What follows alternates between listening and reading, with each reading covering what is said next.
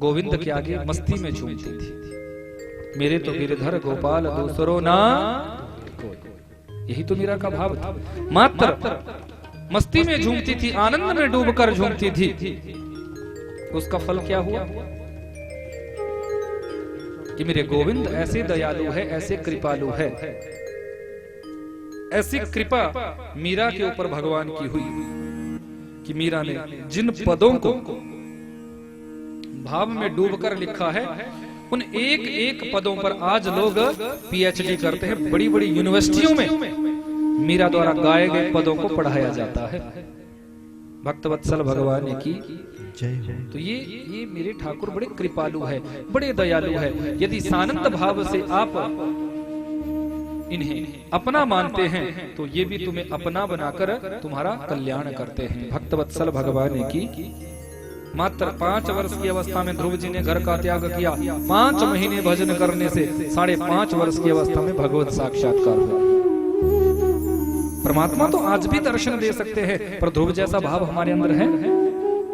मांगने को कहा तो ध्रुव जी ने कहा प्रभु आपका दीदार हो गया, अब कोई इच्छा है ही नहीं। पर भगवान जानते थे कि किस उद्देश्य से मेरा भजन किया था।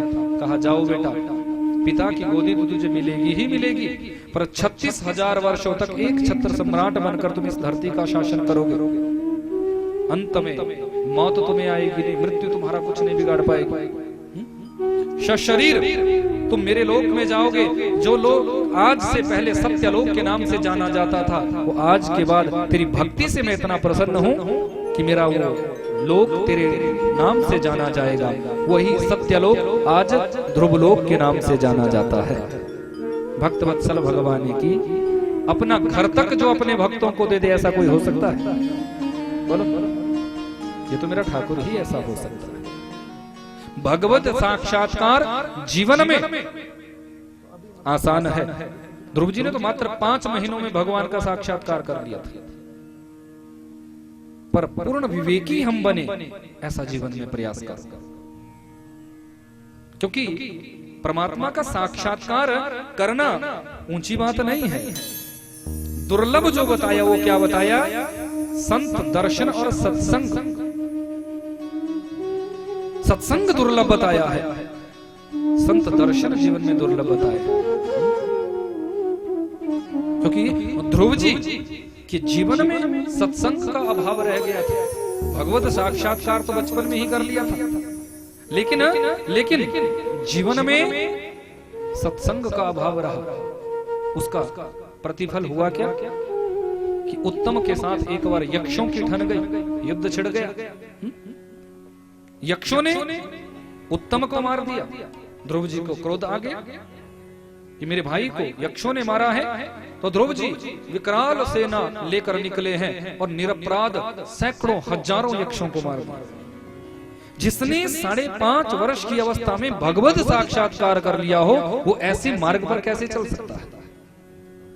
मनु महाराज को चिंता हुई कि मेरा पौत्र गलत मार्ग का अनुसरण कर रहा है।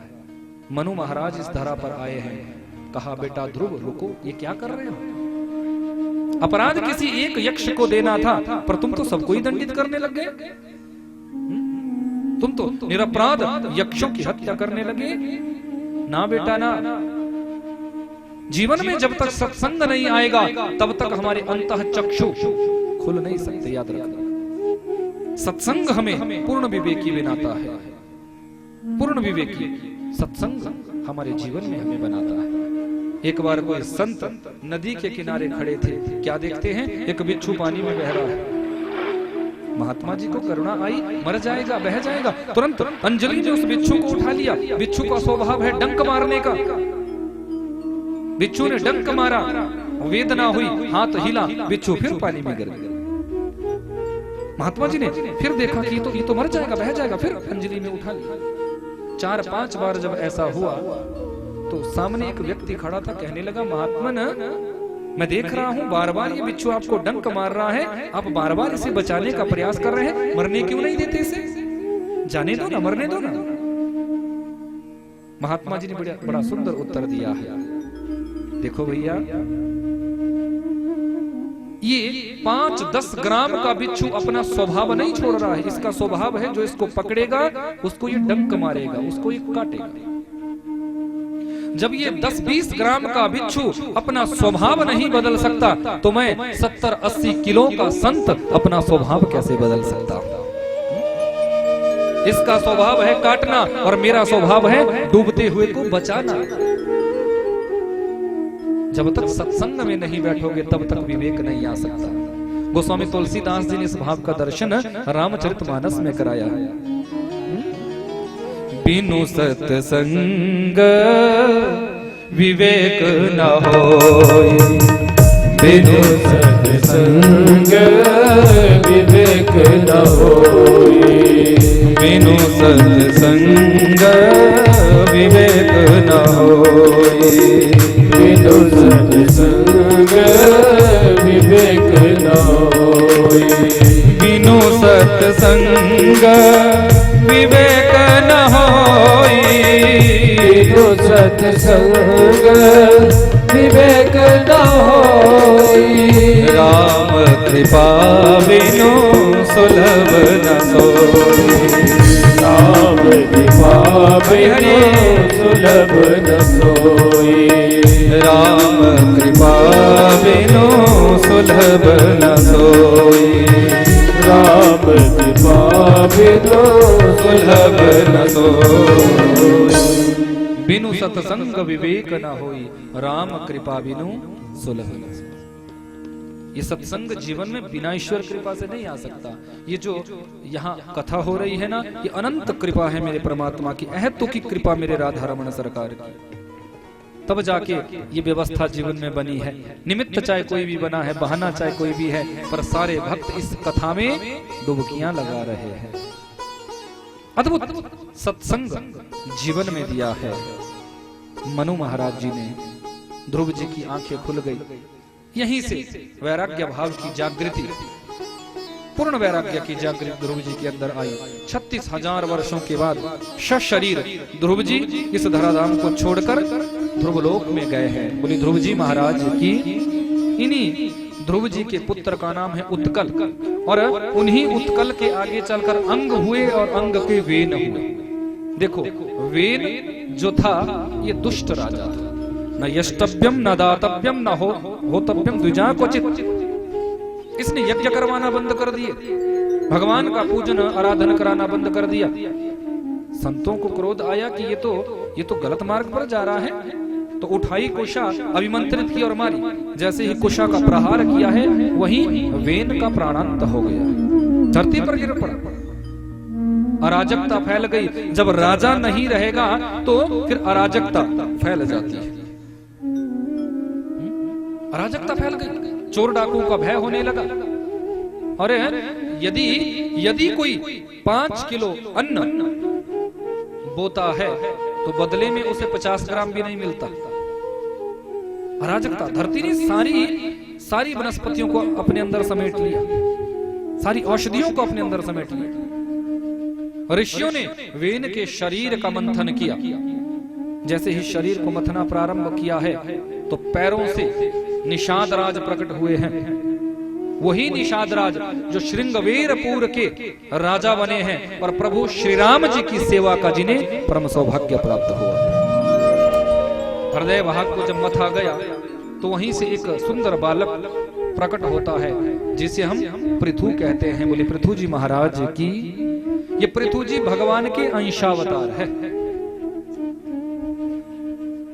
पृथु जी ने पृथ्वी का दोहन किया तो सारी वनस्पतियां पुनः स्थापित हुई और पूर्ण आनंद धरती पर फिर से फैल गया। आनंद ही आनंद का वर्षण होने लगा। अद्भुत पृथु ने अपना राज्य वहन किया, ऐसा भागवत में आया है। बोले बांके बिहारी लाल की। इन पृथु के आगे अंतर्धान हुए और अंतर्ध्यान के हविर्धान और हविर्धान के ही आगे चलकर प्राचीन वर्णी हुए। वंशानुशाली प्राचीन वर्णी अपने जीवन में बड़े यज्ञ करते हैं, पर यज्ञ जितने भी किए उस वेद विहीन किए। अपने यज्ञों में बलिदान देते हैं, निरपराध जीवों की बलि देते हैं, संत नारद जी आए और कहा, राजन यज्ञ तो खूब कर रहे हो पर विधि के विहीन कर रहे हो। बोले मैं तो बड़े बड़े आचार्य विप्रों से यज्ञ करवा रहा हूं, यज्ञ का बड़ा फल होगा। नारद जी ने हाथ पकड़ा और बाहर निकाला। बोले देख ऊपर आसमान में बहुत हाथी घोड़े बकरे जिन जिन का यज्ञ में बलिदान दिया गया था, वो सभी बकरे वो सभी घोड़े मुंह फैलाकर प्राचीन बर्री की ओर मानो खा जाना चाहते हो। प्राचीन बर्री तो भयभीत हो गए, ये क्या है? मैंने तो पुण्य अर्जित करने के लिए इतने बड़े बड़े यज्ञ किए, ये सब मुझे खाना चाहते क्यों? संत नारद जी ने कहा, इन सबको तुमने अपने यज्ञ में बलि दी है, इन सबका बलिदान तुमने किया है, ये भी तो अपने उस बलिदान का बदला तुमसे लेंगे। बोले कहीं भी ऐसा नहीं है यज्ञों में कि किसी निरपराध जीव की हम हत्या करें। मंदिर में जाकर बकरा काट दो, माता खुश हो जाएगी। अरे माँ कभी खुश थोड़ी भी हो सकती है? बकरा काटने से, मुर्गा काटने से कभी माँ भगवती प्रसन्न नहीं हो सकती। किसी दूसरे जीव को मारकर तुम यदि ये चाहो कि तुम्हारा परिवार सुरक्षित हो जाएगा, सुखी हो जाओगे, तुम नहीं हो सकते। किसी तांत्रिक के चक्कर में पड़ गए, तांत्रिक ने कह दिया कि शमशान घाट पे मुर्गे की बलि देनी होगी, तेरा परिवार संपन्न हो जाएगा, तू धनाढ्य हो जाएगा, तू सेठ साहूकार हो जाएगा। वो तो नरकगामी बनेगा ही बनेगा, पर तू जो कर रहा है ना, तू उससे पहले बना। किसी जीव की हत्या करने से कभी भी शक्तियां प्रसन्न नहीं होती, याद रखना। शास्त्र स्पष्ट करते हैं। शास्त्रों में ये नहीं कहा है कि तुम किसी जीव की बलि दो तब जाके देवी देवता संतुष्ट, नहीं। निरपराध जीवों की हत्या यदि करोगे तो उसका दंड भोगना पड़ेगा, उसका दंड भोगना पड़ेगा। क्योंकि दंड देने का अधिकार हमारा नहीं है, कर्म करने का अधिकार तुम्हारा है। कर्मणा जायते जंतु कर्मणैव विलीयते, कर्म करने का अधिकार हमारा है, फल तो ईश्वर हमारे कर्मों के अनुसार देंगे। प्राचीन बर्री की आंखें खुल गई। इसके बाद जितने भी यज्ञ किए सात्विक रीति से यज्ञ किए, इन यज्ञों में कोई बलिदान नहीं किया। हमारे यहाँ की बड़ी विडंबना है और बड़ी विचित्र प्रथा है। हिमाचल में बहुत ही पहले, अब तो धीरे धीरे धीरे लोगों की आंखें खुल रही है। लोगों की अज्ञानता के ऊपर से वो जो पर्दा अज्ञानता का पड़ा था, वो अज्ञानता का पर्दा हट रहा है। बहुत से प्राचीन मंदिरों में भी आज बलि प्रथा बंद हो गई है और होनी भी चाहिए। किसी जीव की हत्या करने से देवी देवता कभी संतुष्ट नहीं होते। सात्विक रीति से तुम मनाओ देवी देवता। एक नारियल से जो कार्य तुम्हारा हो सकता है, वो बकरे की बलि देने से क्यों? जो कार्य तुम्हारा मात्र श्रीफल से हो सकता है, नारियल से हो सकता है, उस कार्य के लिए तुम किसी निरपराध जीव की हत्या करोगे, फिर अच्छे बन जाओगे, फिर संपन्न बन जाओगे, सुखी बन जाओगे? नहीं बन सकते। इसलिए आप सभी से भी ये निवेदन है और इस मंच से मैं ये कहना चाहता हूं कि बलि प्रथा पूर्ण रूप से बंद होनी चाहिए। किसी जीव को मारने का अधिकार हमारा है ही नहीं। जब हम किसी को जीवन दे ही नहीं सकते तो जीवन लेने का अधिकार किसने दिया? यदि तुम इतनी सामर्थ्य रखते हो कि मरे हुए जीव को तुम जीवित कर दो, तो प्राण लेने का भी तुम्हारा अधिकार है। पर जब तुम किसी को जीवन दान दे ही नहीं सकते, प्राण किसी के अंदर डाल ही नहीं सकते, तो मारने का अधिकार किसने दिया? प्राचीन बर्री की आंखें खुली है। इसके बाद सात्विक यज्ञ प्रारंभ किया और इन्हीं सात्विक यज्ञों से भगवान के शाश्वत धाम की प्राप्ति हुई है। भक्त वत्सल भगवान की शुकदेव जी ने आगे ऋषभदेव जी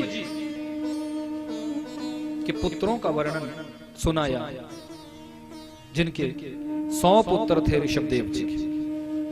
उन्होंने अपने समस्त पुत्रों को दिव्य ज्ञान दिया। भरत के मन में पिता का दिया हुआ ज्ञान ऐसे बस गया कि तुरंत अपने राज्य के भोग को छोड़ा, अपने छोटे पुत्र सुमति को राजगद्दी पर बिठाया और अपने आप यहाँ से सीधे नेपाल में दामोदर कुंड गंडकी नदी, जिस गंडकी नदी में जाकर भरत जी ने भजन प्रारंभ किया। भजन चल रहा है, कंठ भर जल है। उसी समय एक घटना घटी। एक गर्भवती हिरणी जिसके पीछे एक सिंह दौड़ा है, सिंह के भय से भयभीत होकर ये हिरणी नदी में कूद पड़ी। जल्दी जल्दी नदी को पार करने लगी है तो बीच में ही प्रसव हो गया। शीतल जल था इसलिए हिरणी तो मर गई, पर नन्हा सा बच्चा बहने लगा। भरत जी की दृष्टि जब इस बच्चे पर पड़ी तो भरत जी सोचने लगे, मेरा साधना, मेरा भजन तब सफल है यदि मैं इसकी प्राण रक्षा करूं। तुरंत माला को कंठ में डाला और इस छोटे से बच्चे को उठाया और अपने आश्रम पर लेकर गए हैं। लकड़ियां जलाई है, अग्नि तपवाई है, पर करुणा तो तब देखी जाती यदि 10-5 दिनों तक इस बच्चे को अपने यहाँ रखते और जब ये बच्चा थोड़ा बड़ा हो गया था तो हिरणों के झुंड में छोड़ देते। पर भरत जी की करुणा तो यहाँ आसक्ति में बदलने लगी।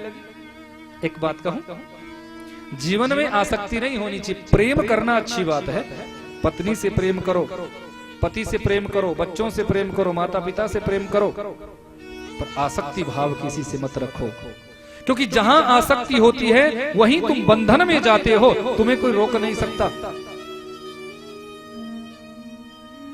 कि चाह गई चिंता नशी मनवा बेपरवा,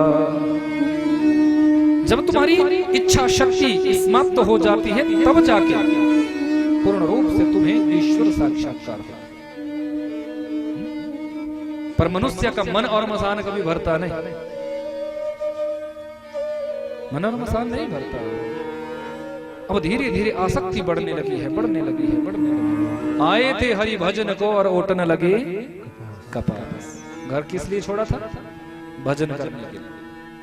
पर घर छोड़ने के बाद जंगल में आकर क्या किया? हिरण के बच्चे में आसक्ति होगी। अब माला जपने बैठते हैं तो ये बच्चा कभी गोदी में आता है, कभी कंधे पे आता है, कभी मुंह चाटता है। भरत जी बड़े खुश होते हैं, बोले देखो देखो, घर में भी इतना प्यार मुझे किसी ने नहीं दिया जितना ये प्यार बच्चा दे रहा है। अब शरीर क्षीणता को प्राप्त होता है, शरीर एक जैसा नहीं रहता। धीरे धीरे धीरे धीरे वृद्धावस्था का आवरण चढ़ा। अंतिम समय भरत जी का आया, पर अंतिम पलों में चिंतन किसका हो रहा है? मात्र उस हिरण के बच्चे का। मेरे बाद इसका क्या होगा? कहीं कोई शेर इसे ना खा जाए, कहीं कोई चीता इसे ना खा जाए, कहीं कोई भेड़िया इसे ना खा जाए। अंतिम पलों में चिंतन हिरण के बच्चे का हो रहा है। प्राणांत हुआ। भगवान ने कहा बड़ा चिंतन कर रहा था हिरण का, जा तुझे इसी योनि में भेजता हूं। अंतिम पलों में जैसे तुम्हारी विचार भावना होती है, भगवान उसी योनि में तुम्हें भेजते हैं। दूसरा जन्म हिरण योनि में हो गया। लेकिन याद रखना, हमारे जीवन में जो हम साधना करते हैं उस साधना का फल जीवन में जरूर आता है। साधना का प्रतिफल क्या हुआ कि अपने पिछले जन्म की स्मृति रही कि मैं ऋषभदेव का पुत्र था, घर का त्याग किया, गंडकी नदी में आया, यहाँ पर मैंने भजन शुरू किया दामोदर कुंड में। लेकिन हिरण के बच्चे में आसक्ति होने से मुझे हिरण बनना पड़ा। अब इस जन्म में गलती नहीं करूंगा। एक दिन जंगल में वृक्षों के घर्षण से आग लगी है, सारे हिरण यहां से भागे, पर भरत बने हुए हिरण ने वहीं अपने प्राणों का त्याग किया। तीसरा जन्म अंगिरस ब्राह्मण के यहाँ श्री भरत जी का हो गया। तीसरा जन्म अपने पहले के दोनों जन्मों की स्मृति है।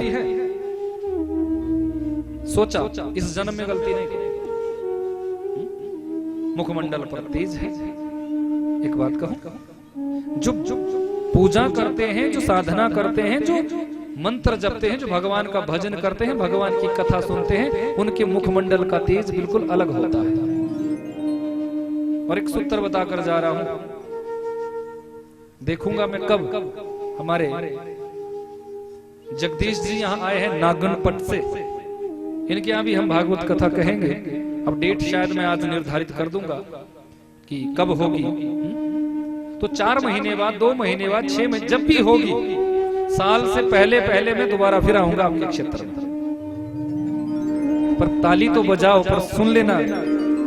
देखो जब आऊंगा ना, मैं देखूंगा कि किसने कितनी माला जपी, कितना भजन किया।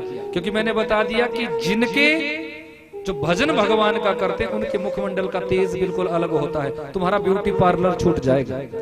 कोई बैठा तो नहीं है बहन मेरी, कोई ब्यूटी पार्लर वाली यहाँ कि गाली देने लग जाए, बोले महाराज जी आए और मेरी दुकान में ताला लगवा रहे हैं।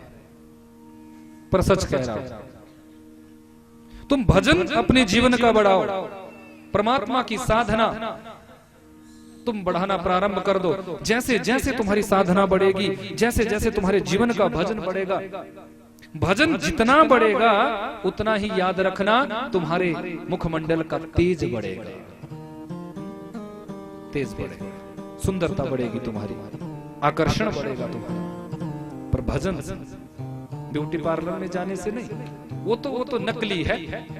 एक दिन मैं मोबाइल में भी बड़ा कुछ आता रहता है आजकल। एक दिन मैं देख रहा था कि देखो जब जेंट्स लोग सैलून में जाते हैं ना, तो वो आकर नहाते हैं, पर मजाल है कोई स्त्री ब्यूटी पार्लर में गई और पानी के छींटे भी मारे हो घर आकर। सच बोल रहा हूं या झूठ बोलो? क्योंकि अगर कहीं गलती से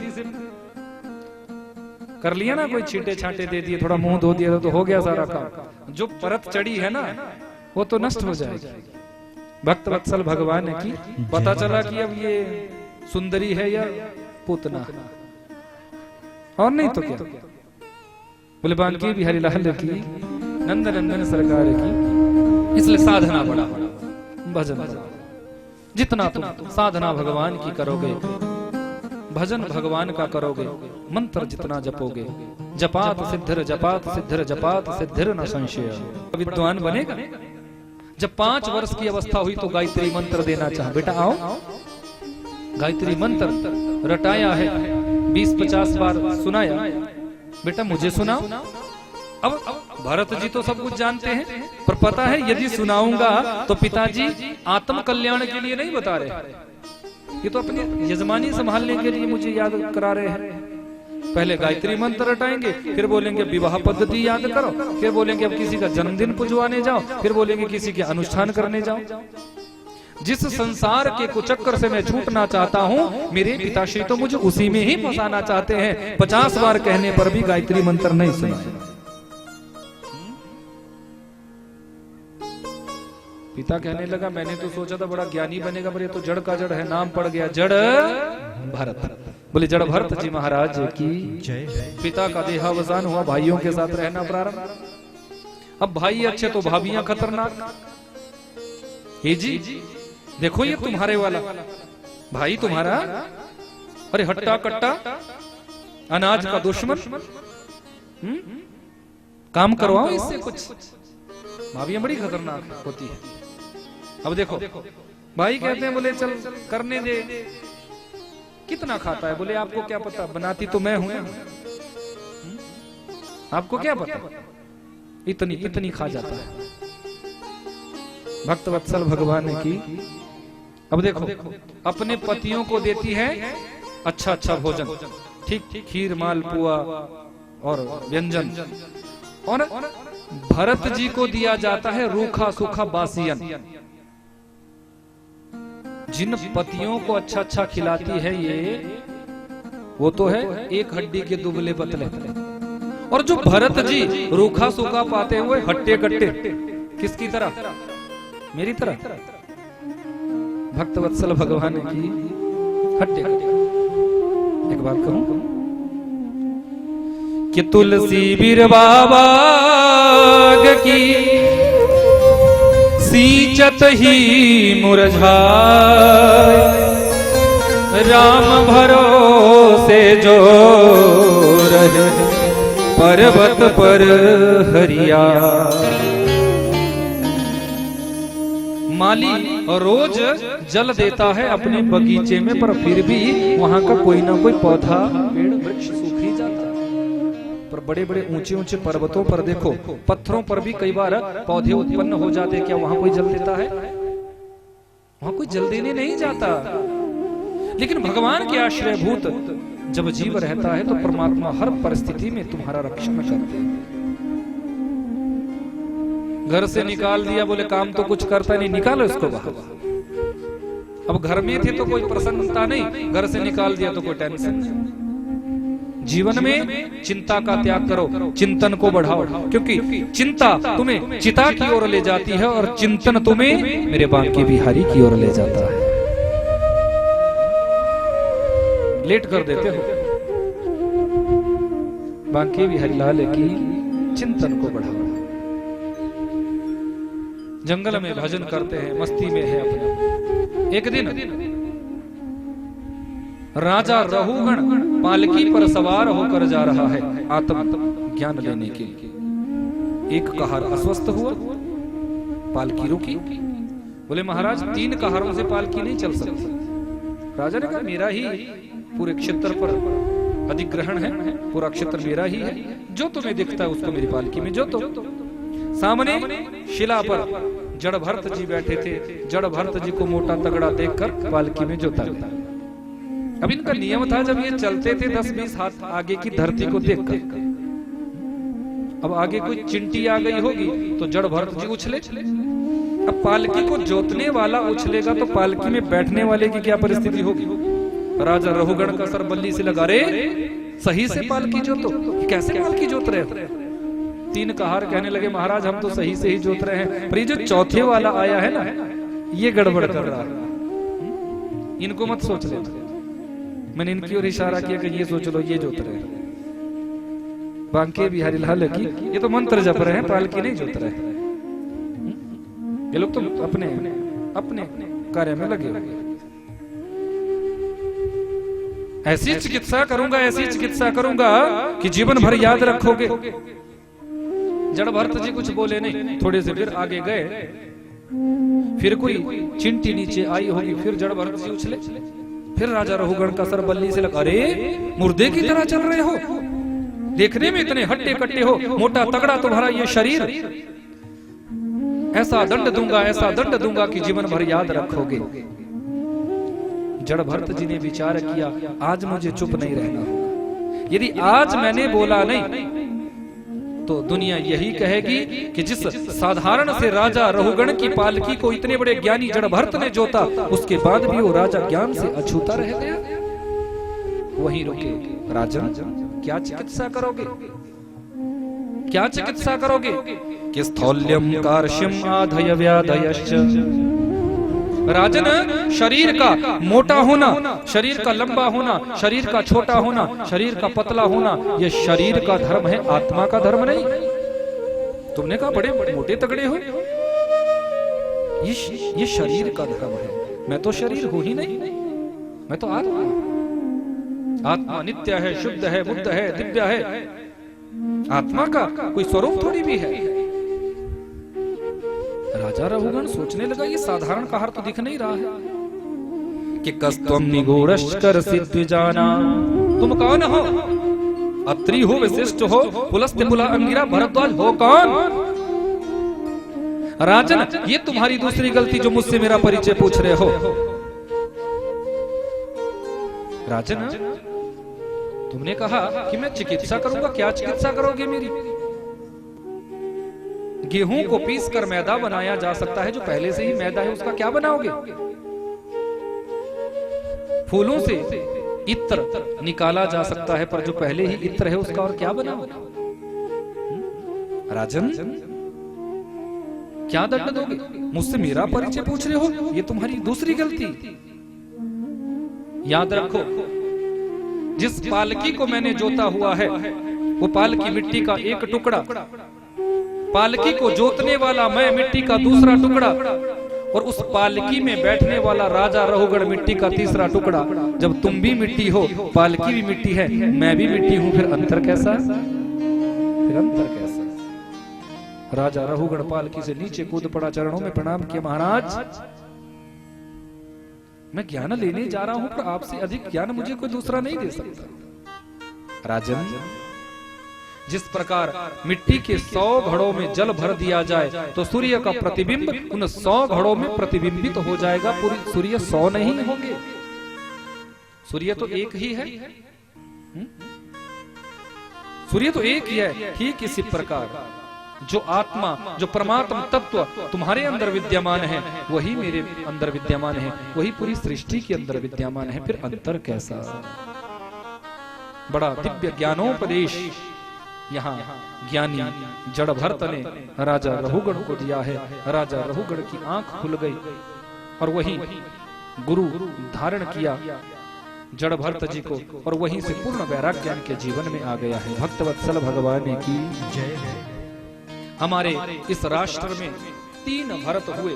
एक दुष्यंत नंदन, शकुंतला नंदन श्री भरत, दूसरे प्रभु श्री राम जी के भ्राता कैकेयी नंदन भरत, और तीसरे श्रीमद् भागवत के ज्ञानी जड़ भरत। एक है भक्ति योगी, एक है कर्म योगी, और एक है ध्यान योगी। इन तीनों श्री भरतों के नाम से ही हमारे इस राष्ट्र का नाम भारतवर्ष पड़ा है। तीनों भरतों के श्री चरणों में हम सभी प्रणाम करते हैं।